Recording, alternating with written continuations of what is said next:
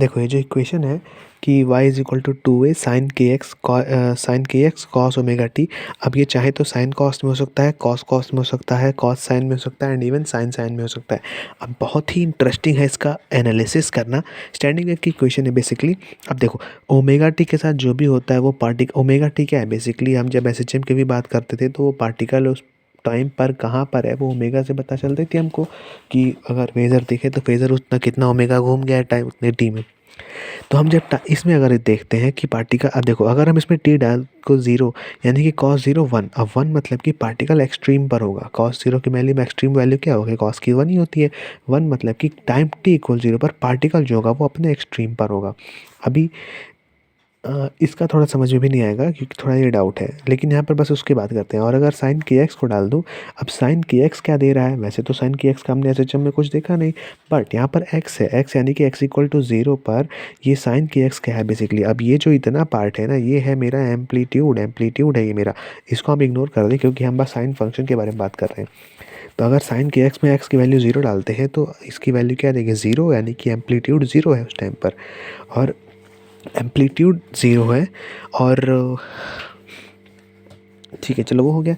अब आज इसमें बात करते हैं जहाँ से समझ आने वाली बात है। यहाँ पर देखेंगे तो साइन ओमेगा टी, अगर यहाँ पर जीरो डाल देता हूँ, टाइम की वैल्यू जीरो डाल देता हूँ तो साइन जीरो यानी कि at time t equal zero सारे पार्टिकल मीन पोजीशन पर हैं।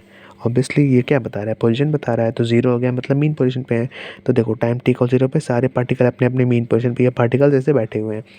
कॉस के एक्स में अगर मैं देखूँ तो कॉस के एक्स के अंदर क्या हो जाएगा, अगर मैं जीरो डालता हूँ एक्स की वैल्यू तो एक्स की वैल्यू जीरो पर, यहाँ जीरो डालने पर यहाँ आ रहा है वन, यानी कि अगर मैं x इक्वल ज़ीरो देखूंगा उस समय जो पार्टिकल होगा वो मीन नहीं एक्सट्रीम पर बैठा होगा।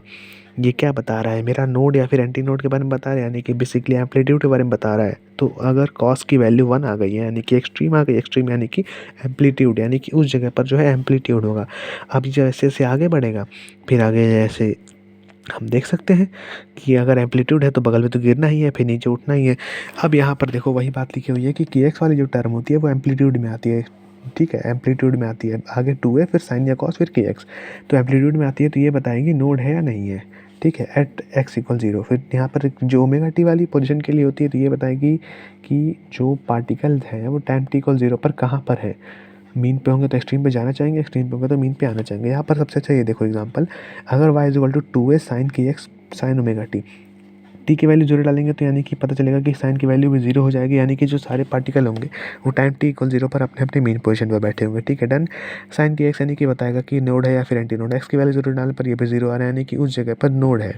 एम्पलीट्यूड जीरो है यानी कि उस जगह पर नोड है, यानी कि अगर एक्स इक्वल जीरो ये है मेरा तो यहाँ पर नोड है। अब सिंस यहाँ नोड है तो इसके आगे तो भाई बढ़ना ही बढ़ना है, तो इसके आगे ऐसे ऐसे बढ़ा है, ये नोड है ये नोड है, इन दोनों ही नोड पर ये बिल्कुल भी इसका टेंडेंसी नहीं होगा। अगर यहाँ पर मीन है तो ये एक्सट्रीम जाना चाहेगा, यहाँ भी मीन है तो ये नेगेटिव एक्सट्रीम जाना चाहेगा।